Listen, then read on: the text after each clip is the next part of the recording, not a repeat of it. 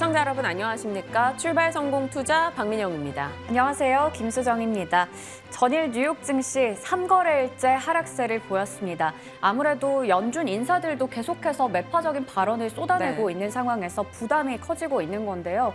그런데 어제 국내 증시는 우려했던 것보다 시장이 훨씬 더 강했습니다. 그래서 이러한 모습이라면 참 뉴욕 증시의 상황에도 불구하고 안 흔들리지 않을까라는 기대도 있었는데 이게 희망 고문은 아닐까 하는 걱정도 돼요. 네, 사실 예상치 못하게 어젠 또 잘 버텨줬는데요. 또 새벽에 마감된 뉴욕장을 보니까 우리 장 또 충격도 어느 정도 예상이 되고요. 가늠하기가 점점 어려워집니다. 기존에 잘 나가던 주도주의 탄력도 살짝 꺾이고 있어서 어떻게 시장 시각을 바꿔야 되는지 고민되는데 지금부터 들려왔던 이슈들 저희와 함께 점검하시길 바랍니다. 자, 뉴욕장 분위기 어땠는지 열어보죠. 수정 앵커 말씀 주신 대로 계속해서 시장은 제롬 파월 연준 의장 연설의 충격을 이어가고 있습니다. 페인, 어느 정도 고통을 감내할 것이다 라고 이야기한 점에 여파가 이어지고 있죠. 다우, 나스닥, S&P 500 모두 다 1% 내외 하락이었습니다. 상승 출발했다가 상승분 반납한 채로 그 끝까지 이어가는 분위기였죠. 주택 지표는 시장의 최근 분위기대로 좋지 않았고요. 소비자 신뢰와 이 고용 쪽의 지표가 괜찮게 나왔습니다. 그러다 보니까 오히려 긴축 강화해도 되겠네라는 분위기로 형성이 됐고요. 일단 9월 FOMC 75bp 인상 가능성은 한 달 사이에 25%에서 75%로 빠르게 올라가고 있습니다. UBS 측에서는 미국 경기 침체 가능성이 이제 40에서 60%로 올라가고 있다라는 이야기도 내놨습니다. 들려온 소식들 열어보시면 일단 지금 연준 의원들이 믿고 있는 것은 결국 고용이 아닌가라는 생각이 듭니다. 8월 시작할 때 7월 고용 데이터가 나왔었죠. 7월 비농업 부문 고용이 생각보다 훨씬 더 좋게 나왔습니다. 고용 시장이 탄탄하다라는 거였고요. 오늘 발표됐던 채용 공고도 예상보다 훨씬 더 높게 나왔습니다. 시장에서는 여전히 많은 고용자들을 원하고 있다라는 거였고요. 이것은 연준이 긴축을 강화할 수 있는 빌미가 된다라는 거죠. 결국에는 그렇게 연준 인사들이 강하게 발언을 쏟아내는 이유가 될 것 같습니다. 시장은 한동안 지표가 나쁘게 나오면 긴축이 후퇴할 거야 라며 긍정적으로 해석을 했었는데 제롬 파월 연준 의장 연설 이후 분위기는 딱 바뀌었죠. 정말로 인플레가 꺾이는 좋은 데이터들이 축적이 돼야지만 긴축이 후퇴할 거야라는 분위기로 형성이 됐고요. 그러다 보니 지표들에 대한 민감도가 과거보다는 조금 떨어지곤 있습니다. 연준 인사들의 매파적 발언도 쏟아졌습니다. 일단 ECB 쪽으로 먼저 가보면요.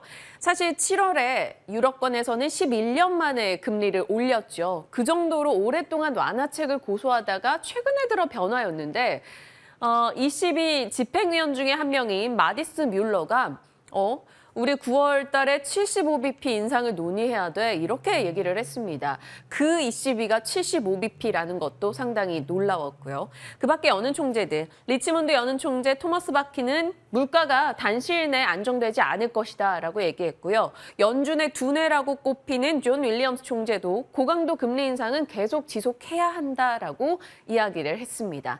긴축 강도가 더 세질 수 있는 여지가 또 드러나고 있는 거죠. 그러다 보니까 국제금리가 상승하고요. 국제금리가 상승하면 또 반도체를 비롯한 기술 성장주들 타격이 있기 마련입니다. 여기에다 시티그룹이 10년 만에 반도체 최악의 상황에 들어가고 있다 이런 보고서를 냈습니다. 시티그룹은 지난주였나요? 반도체가 바닥 보인다 이런 보고서 내놓기도 했는데 싹 또 분위기가 바뀐 느낌이죠. 필라델피아 반도체 지수 25%더 빠질 수 있다라고 지적하기도 했습니다. 여기에 국채금리가 올라가고 번스타인에서 인텔에 대한 매도 의견을 내면서 반도체주 전반이 같이 빠지는 모습이 나타났고요. 당연히 우리 시장에는 좋은 이슈는 아닐 겁니다. 국내 반도체 종목도 어떤 타격을 받아갈지 오늘 좀 봐야 될 포인트죠. 원자재 시장도 변동이 심했습니다. 보시면 일단 천연가스 쪽이요. 연이틀 이 유럽권의 천연가스 가격이 크게 떨어지고 있습니다. 유럽 정부가 에너지 시장에 개입한 움직임이 나오고 있다라고 하죠. 그러면서 일시적이지만 독일의 전력 가격도 떨어지고 있습니다. 영국 천연가스, 유럽 천연가스 가격 밤사이 좀 크게 밀렸고요. 미국 천연가스도 내려갔죠. 유럽의 경기 침체 우려감이 불거지면서 비철금속이 하락했습니다. 그로 인해서 미국 내에서는 뉴코나 US 스틸 등의 종목들이 빠지는 움직임이었고요. 옥수수와 밀 경작 면적이 증가할 가능성이 있다라는 소식에 곡물 가격이 빠지면서 비료주 그리고 농기계주가 미국에서 밀렸습니다. 유가가 큰 폭으로 하락했죠. 5%의 하락이었습니다. 오펙 플러스에서 감산 가능성 논의 우리 안 했다라고 얘기를 했고요. 이란 측에서는 미국과 이란 핵합의 복원, 합의에 도달하고 있다라고 이야기를 꺼내놨습니다. 그 영향에 유가가 크게 많이 빠졌고요. 유가가 밀리다 보니까 관련한 정유, 시추 종목들이 또 같이 떨어졌습니다. 어제는 시장 하락 속에서도 이들 종목군이 강했었는데 오늘은 이들까지 같이 내려간 거죠. 엑슨모빌, 쉐브론, 쉘, 페트로차이나, 옥시덴탈 등의 종목들 다 밀렸고요. 유가가 많이 떨어지다 보니까 항공주가 비교적 선전하는 모습이 나타났습니다. 어제 국내에서 리오프닝주 갈 때 항공주가 동참하지 못했던 게 그때 유가가 올랐기 때문인데요. 오늘 또 어떤 흐름이 나올지 좀 지켜봐야 될 것 같습니다. 원자재 시장 움직임 종목들까지 살펴봤고요. 이런 가운데 우리 일정 체크 또 해야죠. 기존에 나왔던 소식입니다만 현재 시각 기준으로 오늘부터입니다. 러시아 가스프롬이 3일간 또 가스 공급을 중단하고요. 어제 속보 나왔던 건 러시아가 프랑스로의 가스 공급 양을 훨씬 줄이겠다라고 또 입장을 밝혔습니다. 유럽의 파편화 리스크도 부각되는데요. 에너지가 부족하다 보니까 우리 에너지 우리 쓸 거 비축해야 돼 이런 분위기가 형성이 됐고요. 각국에서 노르웨이는 전력 수출을 제한할 가능성을 내비칩니다. 노르웨이에서 송전을 통해서 덴마크나 독일이나 영국이나 이 전력을 조달받고 있는데 이 부분이 막힌다면 전력에 대한 우려가 또 올라갈 수 있다는 점 마음 한켠에 새겨놔야 될 것 같습니다. 자, 이슈고요. 자, 우리 시장 들여다보죠. 삼성에서 오늘 증권가 보고서가 나왔었는데요. 이 여우가 계속 왕노릇을 할 것이다. 왜? 호랑이가 없기 때문에. 호랑이는 대형 주도주를 말하는데 이들이 컴백하기 위해서는 환율 안정이 돼야 되고 외국인의 인덱스 패시브 러브콜이 필요하다. 그런데 아직 그런 여건이 아니다라는 거죠. 그러다 보니까 기존의 시장을 끌고 가던 종목들이 계속 오를 것이다라고 이야기를 합니다. 돌아가면서요. 자, 기존에 이 주도주였던 태조 이방원의 흐름을 보시면 어제장 시세입니다. 대표 종목들의 시세가 조금씩 힘이 빠졌다라는 것을 우리가 느낄 수 있죠. 그러면 태조 이방원이 탄력이 꺾인 것인가? 라고 고민해 볼 수도 있겠습니다만 하지만 아니라고 생각이 듭니다. 아니다라는 게 종목의 영향이 아니고요. 그 섹터에서 자금은 여전히 들어가 있다라는 건데요. 다만 다른 종목들을 시장이 찾고 있다라는 겁니다. 똑같이 태조 이방원에 해당하는 종목입니다. 어제 올랐던 거 보시면 기존의 하나솔루션, 현대에너지솔루션 이런 종목들이 아니고요. 레이크 머티리얼즈가 9% 이상 올라가는 모습이 나타났고 조선 쪽에서 피팅은 사실 계속 강한 분위기네요. 6월 달에 브리핑 자세히 해드렸던 보람이 있습니다. 그리고 폐배터리 이슈 2차 전지는 거의 이게 장악을 하고 있는 요즘이고요. 말씀드린 눈치게임 후속주 찾기는 사실 이쪽을 두고 이 말씀을 드리는 겁니다. 풍산이 방산에서 매출 비중이 그렇게 높지 않음에도 불구하고 방산 섹터 내에서 못 간 거 찾다 보니 이런 쪽에 관심이 가는 거고요.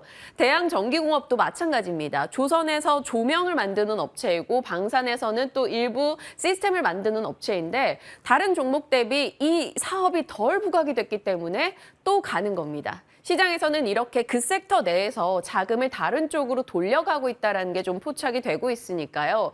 여러분도 눈치 게임을 한번 잘 하셔야 될 것 같아요. 이거는 사실 어떤 전문가가 지금 이거 갑니다라고 얘기하기에는 너무나 어려운 문제인 것 같습니다. 그냥 염두에 두시고요. 지금 시장에서 2차 전지 쪽에서는 거의 폐배터리가 장악을 하고 있죠. 세비캔 급등 등도 그런데요. 오늘 새벽에 또 추가된 이슈입니다. 미국 에너지부가 배터리 재활용에 또 추가적인 프로그램을 준비하고 있다라는 소식이 들려오고 있는데 오늘장에도 영향을 줄 수 있을지 지켜보도록 하겠습니다. 자, 이제 어제 섹터 이슈 들어가 볼까요? 네, 어제는 바로 이 이슈에 대해서 정리해 보겠습니다.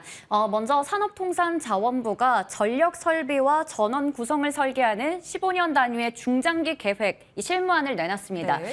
이름이 길죠. 제10차 전력수급 기본계획인데 줄여서는 전기본이라고 기억해 주시면 되겠습니다. 그래서 2036년에 최대 전력 수요가 117.3기가와트로 지금 예상이 되고 있는데 네. 이를 충족하기 위해서는 전원의 구성을 이렇게 해야 된다라고 얘기를 했습니다. 10차 전기본에서 나온 것을 2030 국가 온실가스 감축 상향안을 전망치와 함께 비교를 해보겠는데요. 지금 원전과 신재생 쪽이 가장 중요하겠죠. 원전은 10%포인트가량 늘린다고 했습니다. 그런데 신재생 쪽은 그만큼을 줄인다라고 밝힌 건데요. 이게 지금 정부에서는 원전의 신규 원전 그리고 계속 운전을 반영했다라는 겁니다. 지금 계속 운영하고 있는 12기를 계속 운전할 것이고 6기를 추가하겠다. 그러면서 탈원전 폐기를 공식화하겠다라는 의지를 한 번 더 드러낸 겁니다. 하지만 신재생 쪽은 줄인다라고 얘기를 하면서 그 이유를 주민 수용성과 실현 가능성을 감안했다라고 얘기를 했는데요. 하지만 지금 워낙에 재생에너지의 비중을 많이 늘리고 있는 세계적인 추세와는 좀 맞지 않다라는 지적도 나오고 있는 상황입니다. 그런데 이렇게 정부의 정책을 보더라도 확실하게 원전 산업 쪽을 밀고 있다라는 게 드러나고 있죠. 그래서 원전주 얘기가 그렇게 많이 나오는데 주가는 어떻게 반영하고 있나 봤더니 한 달 기준으로 좀 많이 올랐었습니다. 10% 내외로 올랐었고 오르비텍 같은 경우에는 2.6% 정도 올랐고요. BHI가 28%가량 올랐고 보성파워텍 15% 정도 올랐었는데요. 하지만 어제같이 이렇게 원전주에게 힘이 실릴 수 있는 이슈가 나왔음에도 불구하고 원전 관련주들은 통 힘을 쓰지 못하는 모습이었고요. 최근에 5거래일간의 모습을 보더라도 마찬가지입니다. 어떻게 보면 시장에서는 어제 저희가 가나 안 가나로 다뤄드렸던 현대로템도 막상 폴란드 쪽에 이 호재가 전해지면서 주가는 좀 차익 매물이 나왔었는데 원전주도 그러한 분위기가 나타나고 있는 게 아닌가라는 생각이 듭니다. 막상 이슈가 드러나니까 이 차익 매물이 나오고 있다라는 건데요. 그렇다면 다음 페이지 한번 보겠습니다. 지금 원전주에게 좀 힘을 주는 이슈가 나왔는데도 원전주가 못 가는 상황이었는데 설상가상격으로 이러한 뉴스까지 전해졌습니다. 장 마감하고 나서 나온 뉴스인데요. 두산이 보유하고 있는 두산 에너빌리티의 지분 35% 중에서 4.5%가량을 매각하겠다 블록딜 이슈가 전해진 겁니다. 이와 관련해서 두산 에너빌리티가 시간외에서 6%가량 급락하는 모습이 나왔는데요. 앞서 체크해봤던 정부의 정책, 참 오늘의 기대가 되지 않을까, 원전주에게 힘을 실어주지 않을까 했는데 막상 주가는 반영하지 못했고 거기다가 시간 외에서 이렇게 블록딜 소식까지 전해지면서 걱정거리만 더 늘어나는 게 아닌가 이런 생각도 들었습니다. 하지만 원전주는 아직까지 기대할 게 이렇게나 많은데요. 4가지 정도로 정리를 해봤습니다. 먼저 한국수력 원자력 발전에서 3조 규모의 이집트 엘다바 원전 수주 소식이 전해졌죠. 그리고 추가적으로 수출 가능성이 있는 국가들이 있습니다. 체코와 폴란드에서 각각 8조 원, 40조 원 규모의 원전 수주 수출 가능성이 전해지면서 추가 낭보가 들릴 수 있다라는 이야기도 있고요. 그리고 2023년 예산안에는 미래 먹거리 쪽으로 많은 예산을 투입할 예정인데 이 중에서도 원전 산업 생태계 보완에 6,700억 원 가량을 투입한다라는 소식도 전해졌습니다. 또 지금 말이 많이 나오고 있는 사우디 네옴시티 관련해서도 이 CIO가 이런 얘기를 했어요. 친환경적인 도시를 위해서 태양광, 풍력, 해상, 그리고 원자력 발전 쪽에 이 다양한 신재생 에너지 인프라의 건설이 가능한 파트너를 찾고 있다 이러한 얘기를 하면서 결론은 원전 관련해서는 이렇게나 이슈가 많다는 겁니다. 하지만 업계에서는 이런 얘기를 하고 있죠. 증권업계에서는 아무래도 실적을 바탕으로 해서 그동안 주가가 올랐던 것이 아니라 기대감이라는 재료를 가지고 주가가 올랐기 때문에 이 급등락에는 유의할 필요가 있어 보인다라는 이야기를 하고 있었습니다. 그렇기 때문에 원전 관련해서는 저희가 좀 더 고민을 많이 하면서 다뤄봐야 될 것 같은데 걱정거리도 있고 기대 요소도 있고 어떻게 대응 전략을 세워보면 좋을지 이야기 나눠보겠습니다. 네, 이슈가 좀 많이 반영이 됐다라는 분위기도 형성이 되고 말씀 주신 대로 이렇게 기댈 요소들이 많이 남아있기 때문에 시간에서 어제 이 이슈로 태양광이나 원전주가 또 조금 오르기도 했거든요. 이게 어떻게 반영이 될지 네. 고민해 보겠습니다. 어제 시장에서 가장 핫했던 거 고르라면 폐배터리와 자동차 쪽이 또 될 것 같아요. 자동차 쪽이 모처럼 다 전원 질주였습니다. 현대위아가 8.5%나 올랐고요. 현대차, 기아, 모비스, 만도 그리고 각종 부품사들까지 같이 올라가는 움직임이 나타났습니다. 이렇게 자동차 쪽의 상승이 좀 반가웠던 것은 우리 한동안 부진을 겪었었기 때문이죠. 8월 초중순에 인플레이션 감소법이 또 등장을 하게 되면서 국내 자동차 업체들이 혜택을 누리지 못할 수 있다라는 우려감이 등장하면서 이렇게 밀렸었던 거거든요. 그런데 어제장에서 좀 긍정적인 분위기가 포착이 됐습니다. 우려가 기대로 좀 바뀔 수 있을지 시장에서 일부 좀 기대 요소들을 찾기 시작했는데요. 내용을 보시면 외통위와 산자위 측에서 그러니까 우리 정부 측에서 미국의 이 한국산 전기차 차별금지 촉구 결의안을 채택했다라는 소식이 들렸습니다. 거기에 포함되어 있는 내용은 이러하고요. 그리고 2025년까지 한국산 전기차 차별 조치를 좀 유예해달라라고 미국에 제안했다라고 합니다. 2025년이면 미국의 조지아주 전기차 공장이 완공되는 시점이니까 어찌됐건 새 혜택을 노려보는 틈을 만들어 간다라는 이슈가 들려온 거고요. 또 소재 부분도 미국과 우호적인 국가에서 가지고 와서 써야지 새 혜택을 준다 이런 내용이 또 인플레이션 감축법에 있지 않았었습니까? 그 부분도 해결하려고 노력하는 모습이 보입니다. 현대차에서 캐나다에서 원재료를 수급하려는 게 아니냐라는 포착의 움직임이 나왔는데요. 방한 엘버타 주지사, 캐나다의 주지사를 현대차 임원들과 만남을 가졌다라는 겁니다. 그런데 최근에 독일의 폭스바겐과 벤츠도 이 캐나다와 함께 광물 협의를 했었기 때문에 MOU를 체결했기에 우리도 그런 쪽으로 미국과 우호적인 국가로 광물을 조달할 움직임이 아니냐, 뭐 이런 해석이 나왔던 거죠. 그러니까 상황이 안 좋을 걸로 봤는데 이걸 조금 해결할 만한 포인트 등이 잡히다 보니 시장은 또 긍정적으로 반응을 보였습니다.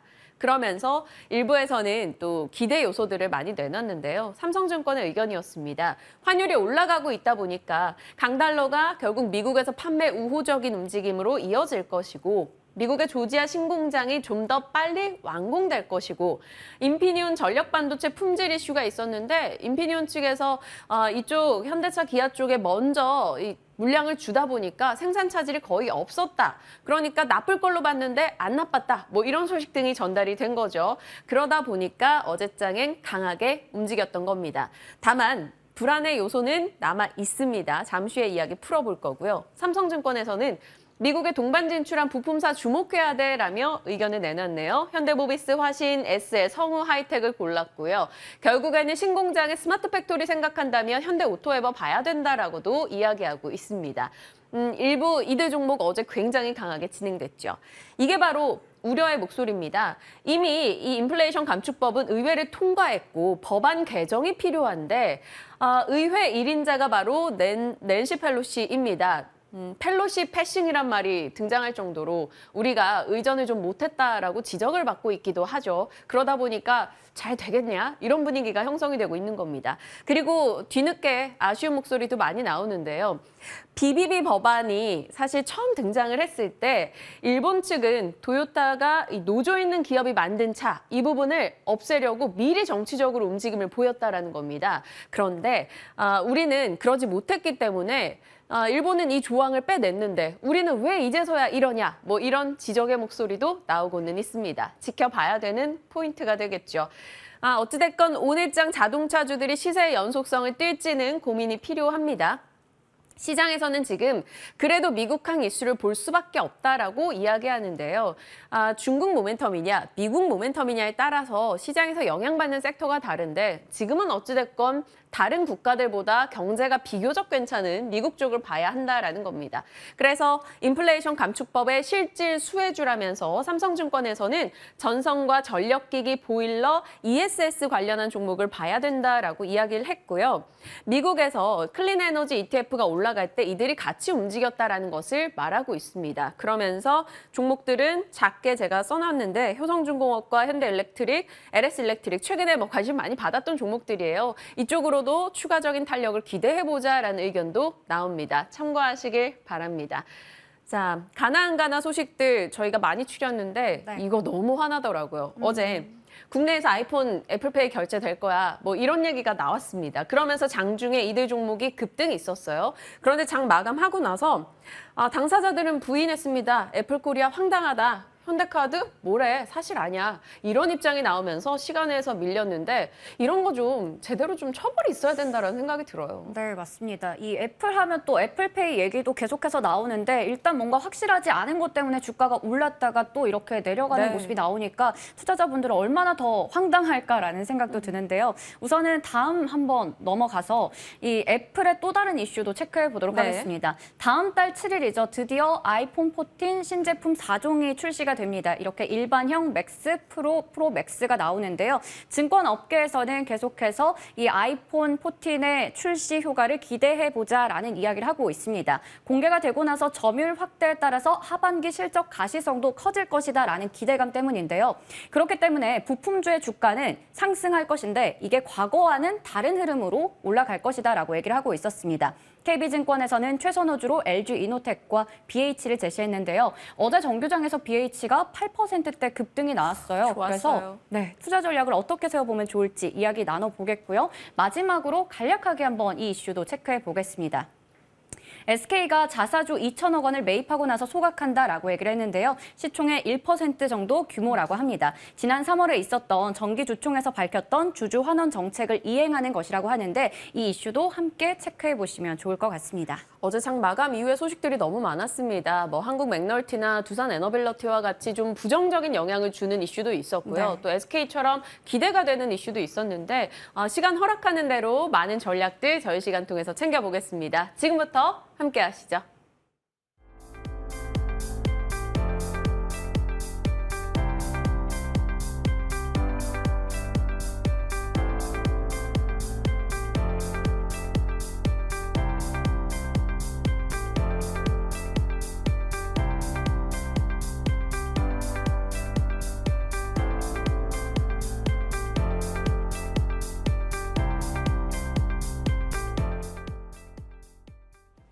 네, 유창희 대표님과 함께 시장에 대한 이야기 나눠보겠습니다. 어서 오세요. 안녕하십니까. 네. 밤사이에 또 유가가 크게 내렸어요. 그리고 네. 천연가스 가격도 일단 한 2거래 연속해서 좀 유럽에서 크게 빠지고 있는 상황이고요. 농업, 뭐 비철금속 다 빠지면서 또 네. 원자재 시장의 변동이 시작되네요. 네. 이거 어떻게 생각하시는지요? 뭐 유가 하락하는 건 좋은 건데 저는 아무 의미 없다 생각하고 있어요. 무슨 얘기냐면 공급이 막 폭발적으로 늘어나서 줄었는가? 그건 아닌 것 같아요. 네. 어저께 새벽 제 기억에 맞으면 12시 반인가 1시 정도에 뭐 이란 뭐 협상 타결 뭐 이런 얘기가 좀 나왔었는데 이란이 전체 오펙 기준을 따진다면 한 10% 정도의 공급을 할 수 있다라고 해요. 근데 핵 협상 타결이 됐다고 해서 공급을 바로 할 수 있을까? 그러니까 어저께 그것 때문에 하락을 한 건 맞는데 정말로 공급이 폭발적으로 늘어나서 있을지 여부를 좀 봐야 되지 않을까 판단하고 있습니다. 그리고 천연가스 하락했다고 해서 유럽이 좀 장 초반에 좀 오르긴 했었습니다만은 뭐 그 하락했다고 해도 여전히 전력 가격은 비싸요. 네. 그래서 그런 부분들에 흔들릴 필요는 없다. 그러니까 그런 거에 의해서 주가가 올라간다고 해도 과연 급반등, 막 상승세가 막 한 달짜리, 두 달짜리 이렇게 갈 수 있을까? 전 그건 아니라고 보고 있고요. 오히려 잘 보세요. 중국이 지난주에 1,300조 정도의 대규모 경기 부양을 한다고 했어요. 근데 유가가 오히려 유가라든지 천연가스가 이렇게 뭐 뜨뜻미지근한 모습을 보여주고 있고 또 하나는 경기의 바로미터라고 할 수 있는 구리 가격이 오히려 그 이후에 하락을 하고 있어요. 네. 그러면 여전히 조금 경기 침체에 시장은 좀 베팅을 하고 있는 것이라고 보고 있기 때문에 원자재 흐름 자체, 그러니까 유가 에너지 쪽이 좀 하락하는 부분들은 그래도 좀 투자 심리를 일부 개선시킬 수 있는 요소지만 여기서 더 하락이 좀 가속화된다라면 이게 공급 증가 때문에 하락하는 게 아니라 경기 침체로 인해서 수요 감소로 인해서 하락하는 부분들로 해석이 된다라면 상당히 또 오히려 더 안 좋아질 수도 있기 때문에 좀 그런 부분들이 좀 우리가 시황을 분석을 할 때 어떤 기준에서 봐야 될지 제가 맞다라는 건 아닙니다. 근데 너무 그런 거에 일희일비하실 필요는 없지 않을까 좀 판단하고 있습니다. 네. 그렇다면 뭐 대표님은 기존의 뷰 그대로 9월 FOMC까지는 일단 계속 보수적으로 보고 계시는 거예요? 뭐 저는 그렇게 보고 있어요. 왜 그러냐면 어저께 우리나라 증시도 그랬고 아시아 증시가 홍콩을 제외하고 뭐 한 1% 정도 가까운 상승을 보여줬습니다. 하지만 최근 2주 정도 흐름을 보면은 이게 하락 추세가 완전 확인이 돼 버렸어요. 네. 미국은 어저께 미국 유럽 증시 보시면 특히 미국 같은 경우는 고점 대비 2%. 자, 개장했을 때가 1% 혹은 개장하기 전에 1.2% 올라갔다가 오히려 마이너스 2%까지 갔었어요, 나스닥은. S&P 500도 마이너스 1.5%까지 갔다가 한 1% 마감한 거거든요. 그러면은 어제는 원래 좀 반등이 나와줬어야 되는데 반등을 못하고 오히려 하락 전환했다. 상승한 것도 어설픈 상승이 아니라 1% 이상의 상승을 하락 전환시키면서 마감을 했다. 그러면은 우리가 그냥 단순하게 작은 반등에 너무 흥분할 필요는 없지 않을까. 아직까지는 물론 그렇다고 해서 시장이 계속 2%, 3%씩 하락한다는 뜻이 아니라 우리가 지난 2월달, 2월달부터 5월달까지 증시를 보시면 포인트는 200포인트밖에 안 빠졌어요. 종합주가 지수. 그럼 200포인트면 10%도 아닌 거예요. 그런데 계속 야금야금씩 떨어지면서 사람들이 힘들게 했거든요. 그런 모습이 한 달 동안 나올 수도 있기 때문에 너무 일희일비하면서 주식 비중을 확대할 필요는 없다. 하지만 말씀드린 것처럼 한 9월 중순 이후 간다라면 추석 이후게 되겠죠. 그때 가서 만약에 의미 있는 혹은 또 새로운 변화가 생긴다라면 주식 비중을 높일 필요는 있지만 아직 8월 31일이에요. 9월이 아직 안 됐습니다. 네. 추석 때 가족끼리 절대 코인과 주식 이야기는 일단 금지하고 보수적인 스탠스를 유지하면서 9월 이후 다시 한번 유창희 대표님의 시각이 바뀔지 지켜보겠습니다. 그렇다면 다음 이슈 가죠. 어제 10차 전력 수급 기본 계획 윤곽이 나왔습니다. 앞서 수정앵커가 워낙 잘 정리를 해주셨는데 어찌됐건 이런 이슈들을 본다면 계속 원전 이야기가 또 등장을 합니다. 네. 그리고 세계 시장에서도 우라늄 ETF 막 승승장구하고 있고 모두 다 원전 다시 쓰겠다 얘기를 하는데 그거 대비 최근에는 주가가 못 가고 있는 상황이기도 하고요. 방산이나 원전 쪽의 거래 대금이 확 줄었어요.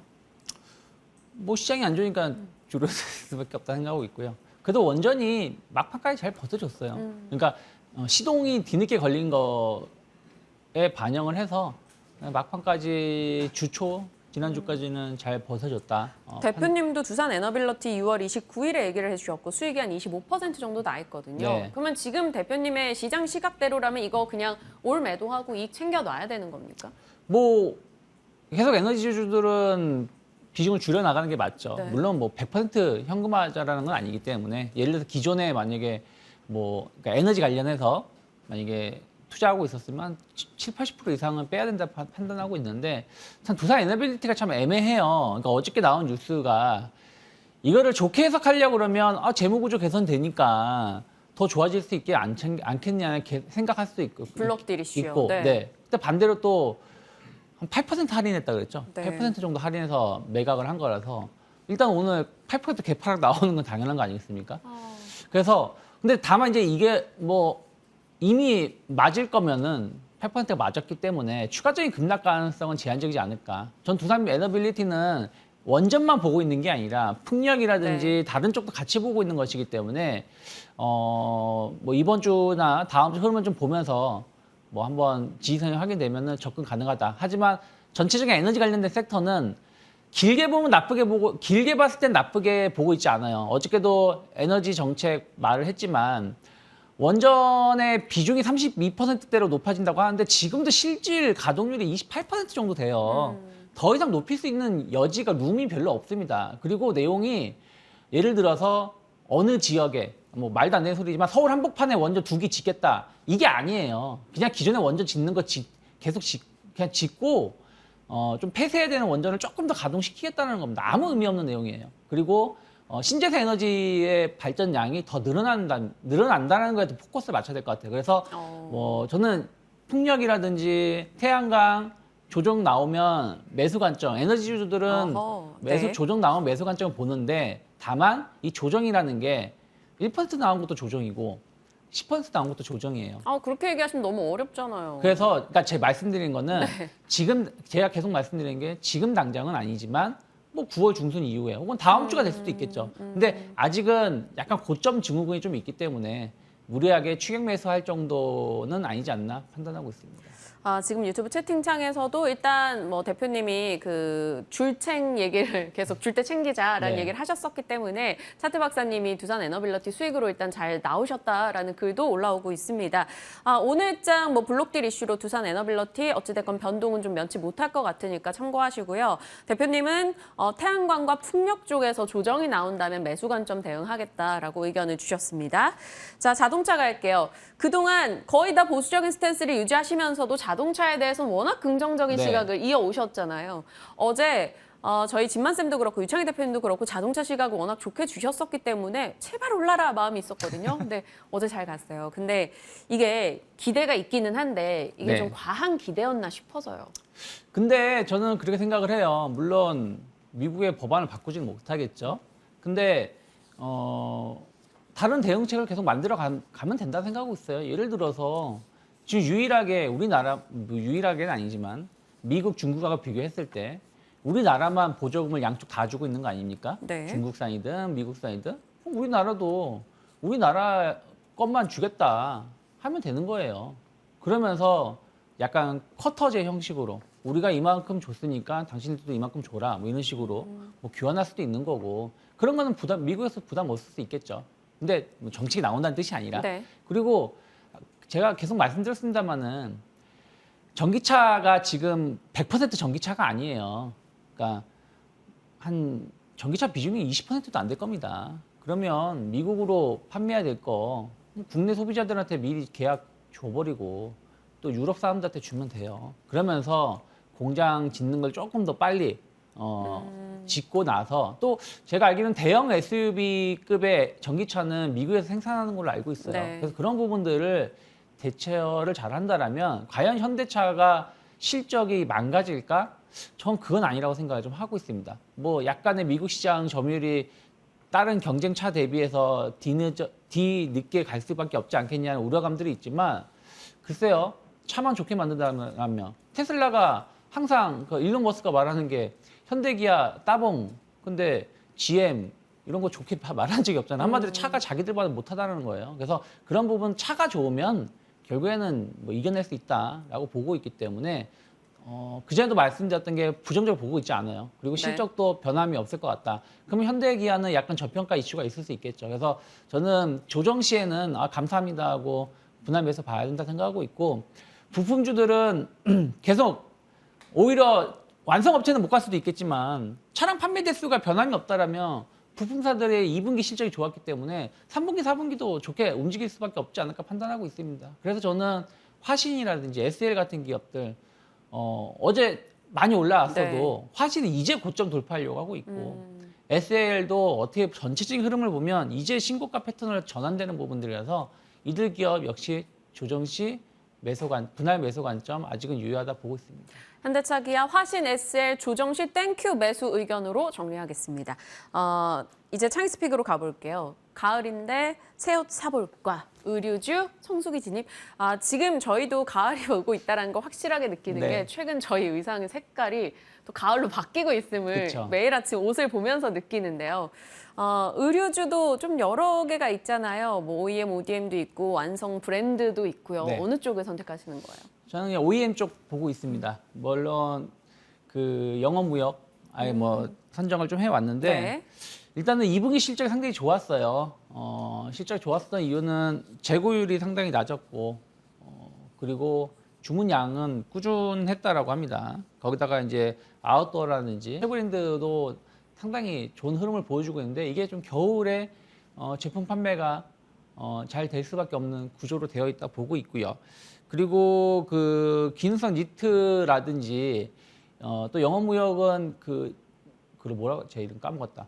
그 일반 면화 같은 제품들이 많아요. 그러니까 니트가 이게 단가가 좀 높고 그리고 이게 생산이 좀 상대적으로 조금 까다로운 부분들이 있어서 있는데 이 면 쪽, 직모 쪽은 그런 게 좀 덜하다고 해요. 그래서 작년에도 공급망 충격에서 상대적으로 덜 영향을 받았던 게 영업무역이거든요. 그래서 그런 부분들이 뭐 저는 아직까지도 나쁘지 않다 생각을 하고 있고요. 그리고 이제 겨울 성수기인데 의류주들은 겨울이 성수기예요. 이제 선물도 줘야 되고 연말에 특히 미국, 유럽 쪽으로 해서 소비가 많이 이루어지는데 중저가 브랜드의 소비가 많이 이루어질 수밖에 없겠죠. 경기가 그전보다 좀 못한 부분들이 좀 있으니까. 그리고 이건 저만의 내피셜입니다. 네. 이거 뭐 맞다라는 거 아니에요. 우리가 추우면은 그 보일러 온도를 높이든가 아니면 옷을 껴입든가 네. 둘 중에 하나를 해야 되는데 유럽 사람들 전기료가 엄청 높아졌다고 하잖아요. 작년 대비해서도 4-5배 이상 올라갔다고 하잖아요. 그러면 옷을 좀 더 껴입겠죠. 그럼 아무래도 조금 더 두꺼운 옷을 더 많이 선호하겠죠. 그럼 두꺼운 옷이 조금 더 단가가 더 많아질 수밖에 없겠죠. 그래서 그런 부분들을 본다라면 의외로 원래 좀 경기가 안 좋을 때는 의류주들이 좀 안 좋을 수가 있는데 오히려 역발상성으로 생각한다라면 의류주들 하반기에 좀 기대해 볼 수 있지 않을까. 특히 영업무역 같은 경우는 추세가 아직까지 나쁘지 않다라고 보고 있고 환율 효과는 이런 것도 본다라면 저는 영업이익이라든지 매출 쪽에서 보면 나쁘지 않을 것 같아요. 그래서 조금 요즘같이 찬바람 선선하게 불 때 한번 관심 가져보면 좋지 않을까 판단하고 있습니다. 영업무역을 너무 사랑하셔서 애정하셔서 약간 뇌피셜을 그렇게 긍정적으로 가신 거 아니에요? 아니 그냥 그건 아니고 주식을 선별할 때 그래도 내가 뭔가 나만의 체면을 걸어볼까 무엇이 있을까 그런 고민 한번 해보고 있습니다. 네, 일단 영업무역 저희 기대해 보겠습니다. 목표 주가 5만 원 설정을 해주셨습니다. 일단 가나 더 하고 싶었는데 시간이 애매해서 여기서 좀 인사 나눠야 될 것 같습니다. 오늘 뉴스닥 이창희 대표님과 전략 챙겼습니다. 고맙습니다. 고맙습니다.